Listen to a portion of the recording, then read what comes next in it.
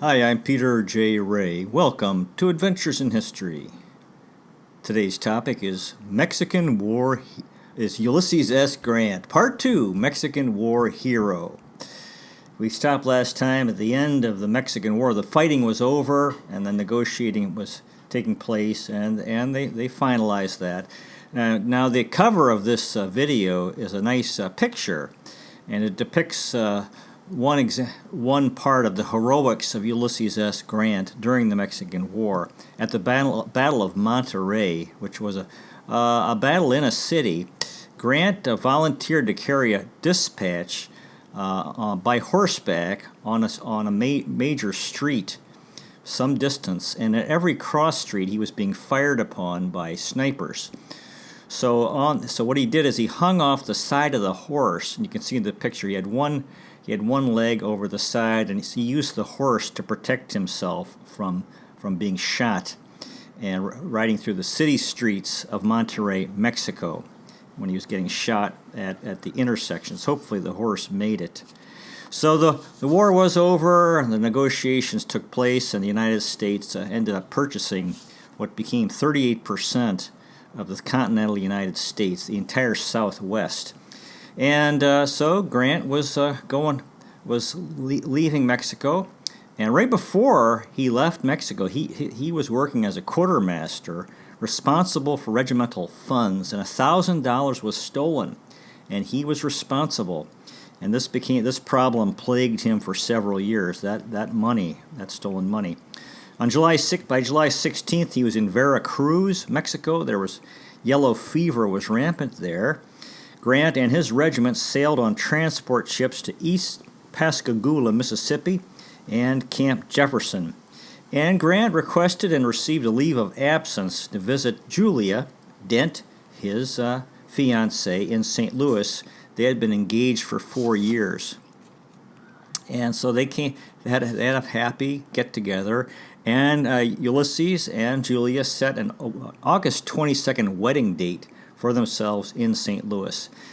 After that, Grant visited his parents in Bethel, Ohio. He enjoyed reminiscing about the Mexican War, telling stories. He brought with him a Mexican boy named Gregorio, who was 12 years old, wanted to come to the U.S. as a servant, and Grant learned to speak Spanish. He had this Mexican boy with him.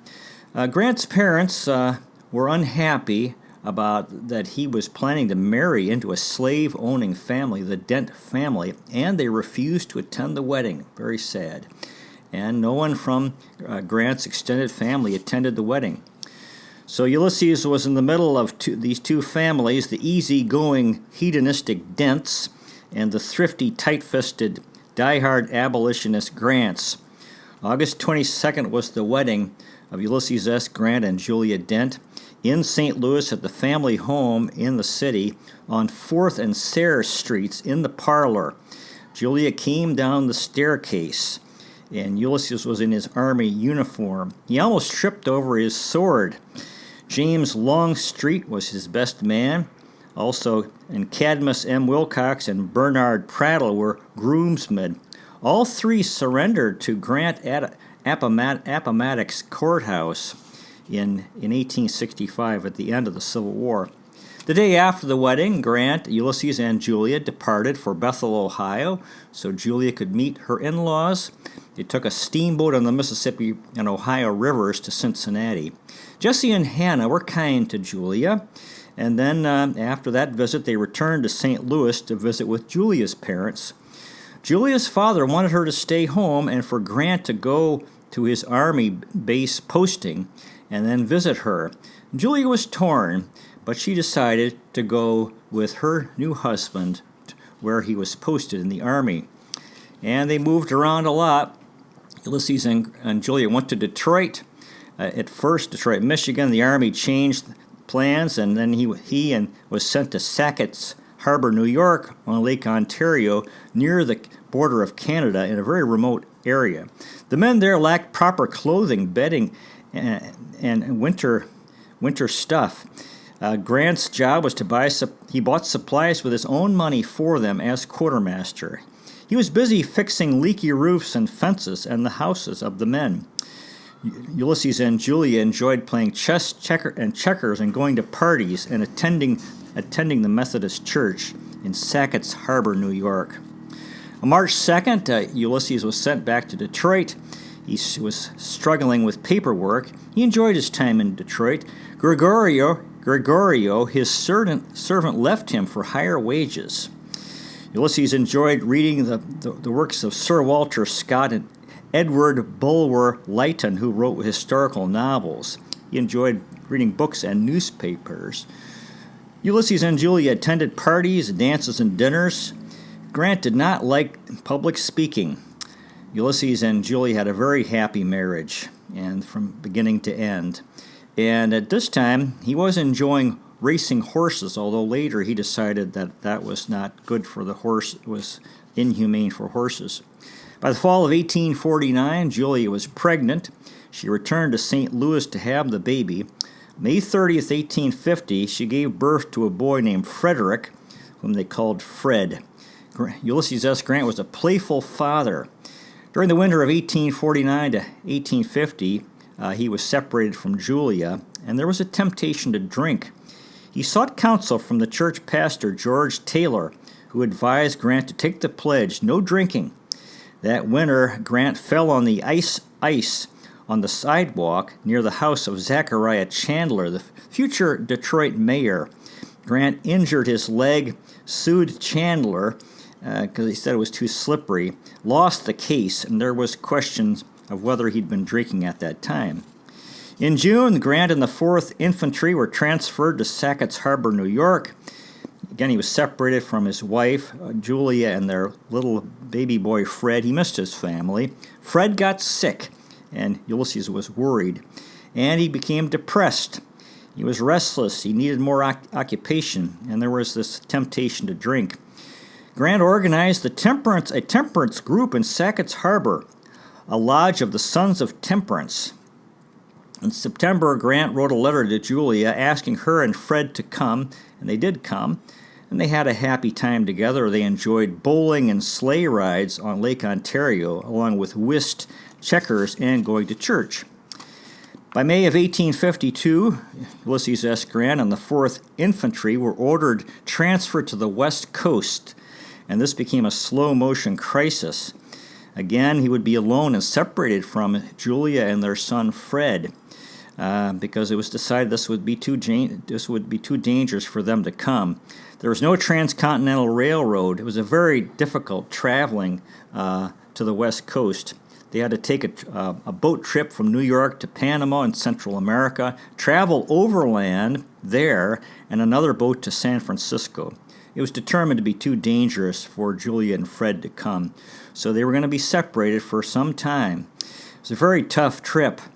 Now, on the way, he stopped in Washington, D.C., trying to settle the issue of the $1,000 that had been lost, and he was unable to resolve that, so that was an ongoing thing in the back of his mind. It was rainy season in Panama, Central America, cholera. There was a cholera breakout.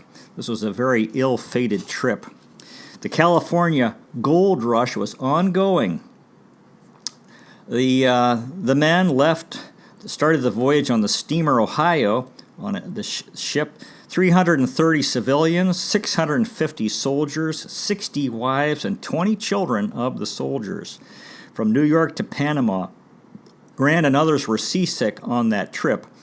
On July 22, 1852, Julia gave birth to a second son, Ulysses Jr., and in Bethel, Ohio, she came to her in-laws, and then when she came home to Whitehaven, Missouri, near St. Louis, her family home there, the slaves at Whitehaven gave the boy the nickname Buck because he'd been born in the Buckeye State, and that became his name. So the second son of Ulysses and Julia was a boy named Buck. Grant did not see Julia and his 2 sons for 2 years. Well, that was very difficult. He was an incessant cigar smoker on the voyage and very much missed his family. There was pressure on the overcrowded ship, the temptation to drink, and he apparently did drink on the trip. The ship arrived in Aspinwall, Panama. There was a railroad there on the isthmus, which was incomplete. It did not go all the way to the Pacific Ocean. It stopped at the Chagres River. They took this train and arrived in the town of Cruces. The soldiers needed to march the remaining distance, and the families, the wives and children, were supposed to ride mules. However, there were no mules there. There was cholera and death. Grant had to find mules for the women and children to ride. This was a terrible nightmare. The people started getting sick and dying. Grant and the surgeons were nursing the sick. Mules were found. The trek started. Many died on the way and were buried by the side of the road. Real nightmare. They finally arrived in Panama City. There was the ship there, which was used as a hospital ship for so many of the sick folks, soldiers, and civilians, and wives and children. Ulysses S. Grant was a ministering angel tending to the sick. 1/3 of the people on the voyage died. Half of the soldiers died. This was horror, a real horror story, a horrible situation. It was rainy season. All 20 of the children died, so it was really good that Grant did not bring his Julia, Fred, and Buck. It was a real nightmare. Seared into his memory. It was a traumatic experience. Over the years, he unburdened himself, he told the story many times of this nightmare that he went through, that he was very much a part of. And he could see the importance of a Central American canal that would make the trip a lot easier and safer and more healthy. He preferred Nicaragua over Panama. Of course, eventually the Panama Canal was built. In August, the remnants of the 4th Infantry steamed into the Golden Gate, the steamer Golden Gate for California. They arrived at the Benica Barracks in northeast of San Francisco to recover for a time. Then they sailed to San Francisco, which was roaring and brawling. Grant missed Julia, Fred, and Buck. There was a lot of gambling in San Francisco. September 14th, he departed, and others for the Columbia Barracks on the Columbia River in the Oregon Territory, which was renamed Fort Vancouver in 1853, and later became part of the Washington Territory and eventually Washington State. Snow-covered Mount Hood was visible. It was a rainy area. Grant missed his family. He was depressed. Here again, he was quartermaster. He was in charge of a blacksmith shop, a tin shop, saddler shop, carpentry shop. He had 200 mules. He was supervising all of that. There was gold rush mania. Of course, 1849 was the beginning of the gold rush, and there were a lot of folks who believed they could get rich quick because of that. Ulysses S. Grant and Elijah Camp, his friend, started a sutler's store, and Grant invested $1,500 of his capital. Camp made a lot of money. His friend paid Grant $700 and then left. So Grant lost money. His friend was a scoundrel, really stole his money. In November of 1852, Ulysses S. Grant, old Mexico City card-playing pal, Franklin Pierce, was elected U.S. president. Now, Grant had gained weight during this time. Again, he missed his family. December 3rd, 4 months after, he finally learned through the mail that he had a second son, Ulysses Jr., nicknamed Buck. Grant was sympathetic to the Indians in the area that the regiment had come to police. He could see that there was abuse of the Indians by government agents. They were swindled on goods and got sick from illness from settlers. Grant was afraid that he was having his army life. He'd be nomadic and moving all around without his family, which was what he was experiencing. 1852, Ulysses S. Grant and 3 other officers leased 100 acres along the Columbia River. They grew potatoes, oats, onions, and corn, and Grant worked hard. In June, the snow melted, the river overflowed and flooded and destroyed the crop. And then he had to pay men to cart away the rotting, worthless crop, so he lost money there. He had another thing they tried to make money, a chicken venture.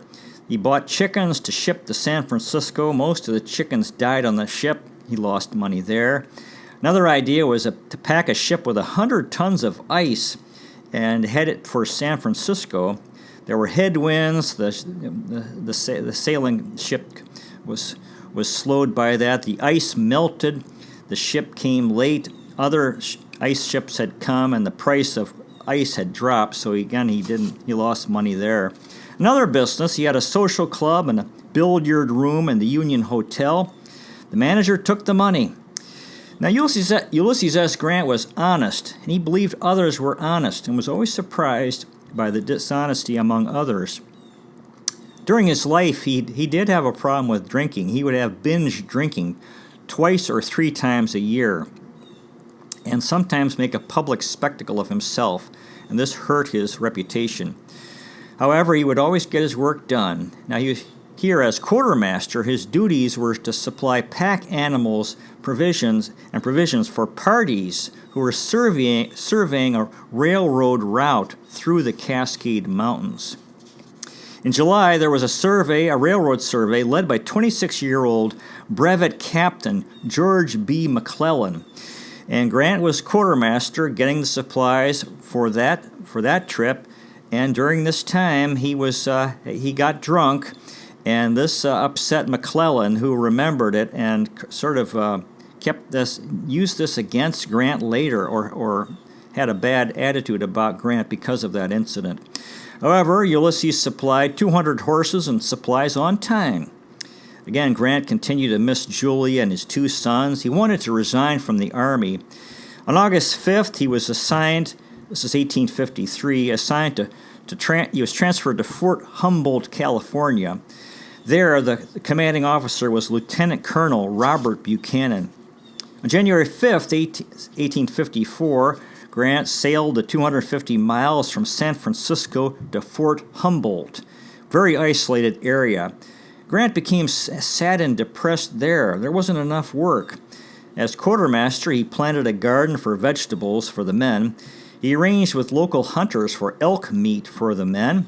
The local Indians were no threat. The work there seemed pointless. Commanding officer Robert Buchanan enjoyed punishing the men. He was a mean guy, and a clash with Grant and Buchanan was inevitable. At Fort Humboldt, Grant was drinking. In his memoirs, he wrote that he left the Army voluntarily to reunite with his family. The story is that on one Sunday, he showed up at the company pay table to pay the men and was drunk. And the commanding officer Buchanan told him that he had to either resign or face a court-martial for drunkenness. April 11th, Grant received news that he was He received the news that he was a full captain. He resigned at this time. He had not seen his family for more than 2 years, and his second son, he had a son who was nearly 2 years old that he had not seen yet. Now, Grant was very good in the Army in war, but he was unhappy in the peacetime Army because there wasn't the challenge that war provided. So he resigned from the Army to return to his family, and eventually, at least the first thing he did was farm in Missouri. He enjoyed farm work. May 7th, he took a steamship to San Francisco. There he was short of money. He looked for his friend Captain Thomas Stevens, who in the bank business, whom Grant had left $1,750 with, and he needed that money. And Stevens disappeared with it again. He lost money, so he was cheated again. In San Francisco, Grant was desperate for money. He got a room in a cheap hotel. He had no money. He went to see his friend Robert Allen. And Allen said, quote, "Why, Grant, what are you doing here?" And Grant said, quote, I've resigned from the Army. I'm out of money, and I have no means of getting home." Allen promised to help him. He got Grant free passage on a steamship to New York. On June 1st, Grant boarded the steamship Sierra Nevada, owned by Cornelius Vanderbilt, and they traveled to Nicaragua. June 13th, they arrived there in Central America. Grant called Nicaragua, quote, as hot as the final resting place of the wicked. They the party crossed Lake Nicaragua and then took a steamship Prometheus to New York City and arrived on June 25th. Old Army friends there loaned him money. Elijah Camp owed him $800 but would not pay. His father, Jesse, sent his other son, Simpson, with money to New York to pay Grant's hotel bills and then travel to Ohio. So that his brother came with money, and then they traveled to Ohio and to see his parents and arrived in Covington, Kentucky. He spent a week with his parents and then returned to Whitehaven, St. Louis, Missouri, to see Julia and their two boys, Fred and Buck. Very happy reunion. However, the question was, where would they live and how would he support his family? Jesse suggested that he work for the family leather store in Galena, Illinois. And Jesse wanted Julia and the two boys to stay in Covington. And again, this would mean separation. Grant did not like that idea. So he decided to farm in Missouri on his father-in-law's 60 acres. On July 4th, 1854, Julia gave birth to Ellen, a daughter whom they called Nellie. So Ulysses was a farmer. He cleared, in Missouri, he cleared 60 acres of farming, pulled up stumps, planted corn, had wheat ground. He grew oats, potatoes, sweet potatoes, melons, beets, cucumbers, and cabbage. He was working hard. He sold timber for the tunnels in the nearby coal mines. He traveled to St. Louis to sell firewood on the street corners. And he would walk while the horses were pulling the wood in the wagon. Grant said, quote, "The horses have enough to draw without a lazy rider."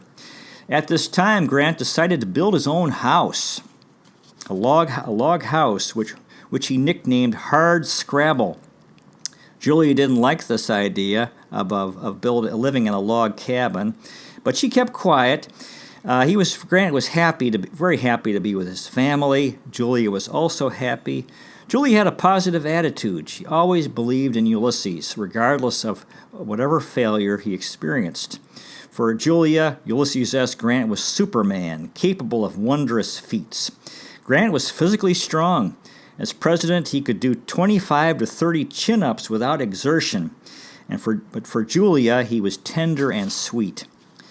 Julia liked to wear dresses with enormous bows tied in the back, and Ulysses liked to untie them as a joke.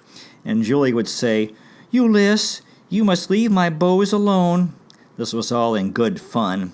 Ulysses S. Grant loved books. He enjoyed Charles Dickens. Ulysses and Julia were loving parents. Grant loved horses and children. He enjoyed roughhousing with his children. He would get down on all fours and wrestle with them. He also threw pellets of bread at his children during meals. He would take some bread and make little bread pellets and throw the bread pellets in his children for fun during meals. He wanted to instill courage in his children. He had them riding horses and swimming at an early age. He was not a disciplinarian.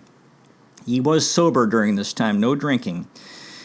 And now, during the times he was in St. Louis selling firewood, he appeared defeated on the life beaten out of him. Now this was really, he was very happy to be with his wife and children, the two boys and their daughter, Fred, Buck, and Nellie. However, he was really struggling to support them, and this was bothering him very, very much.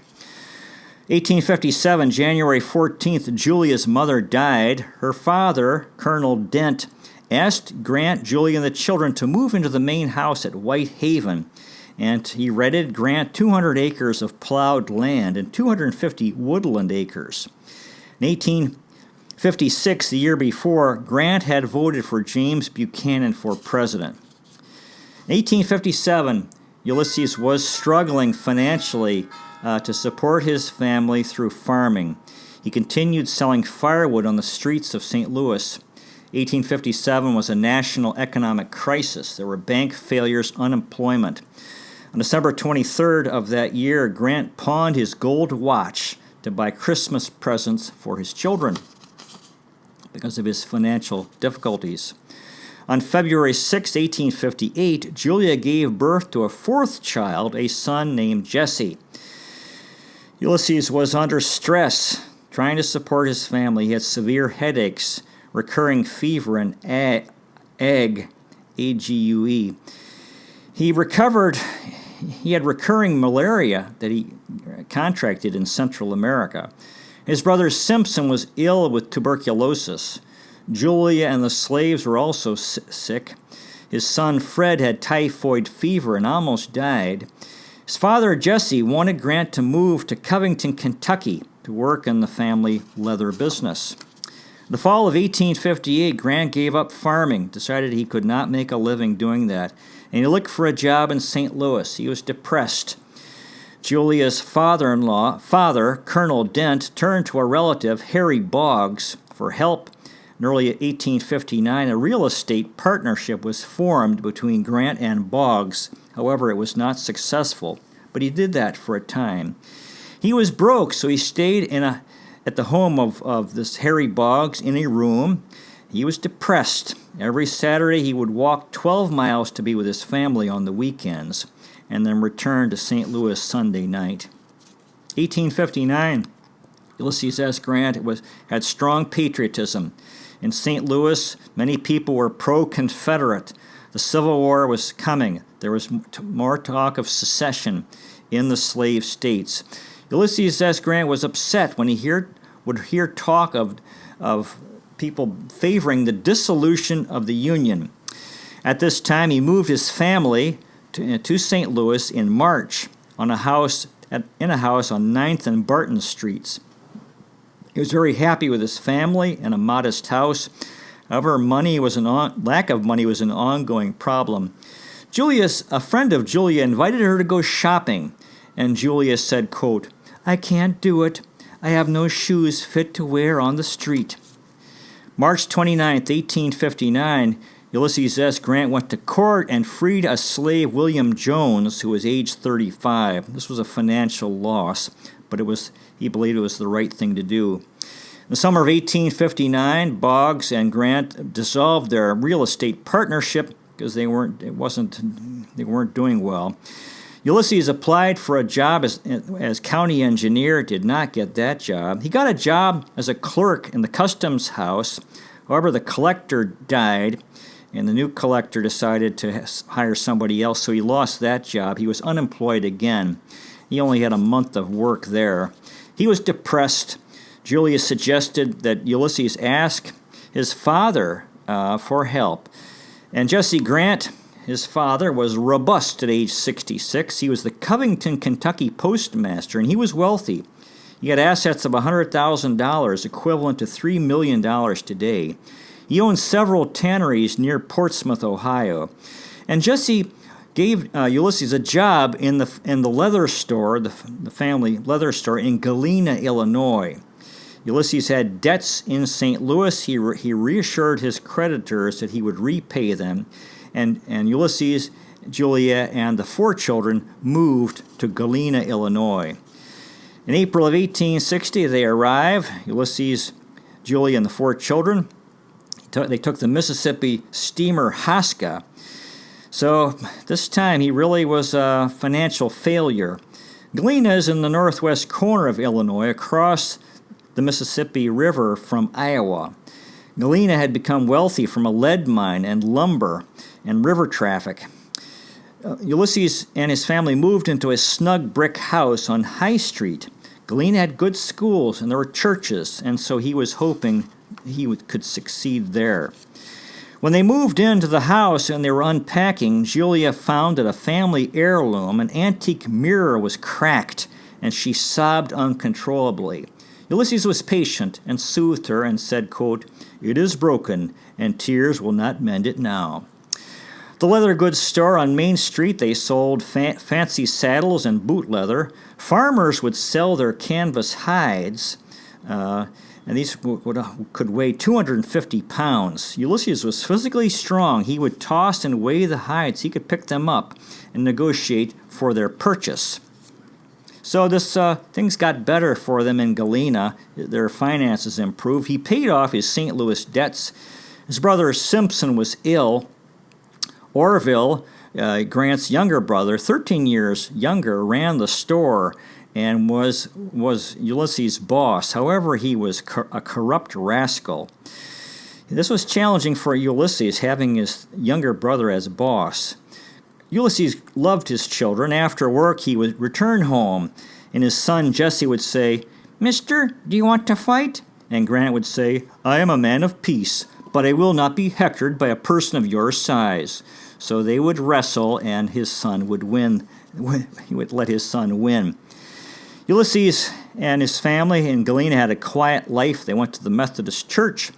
Ulysses smoked a clay pipe. He read aloud to Julia at night while Julia sewed. He was sober. He was a very good storyteller. He enjoyed telling stories about the Mexican War. In 1860, the Republicans nominated Abraham Lincoln for president, and Jesse Grant supported Lincoln. Ulysses was ineligible to vote in Illinois. He supported Stephen A. Douglas. On November 6, 1860, Abraham Lincoln was elected president, and at the leather store, Orville had a party and served oysters and beer. The Civil War was looming. Ulysses thought that, he'd gone to West Point, he'd been in the Mexican War, and so he thought this was something he could help his country in the Civil War, which was coming. In December of 1860, South Carolina seceded from the Union. That winter, Grant traveled to Wisconsin, Minnesota, and Iowa in his work, and he was talking national politics with the local people. Well, that concludes today's presentation. Thanks so much for watching. I really appreciate it. God bless you. Take care, and I'll see you next time.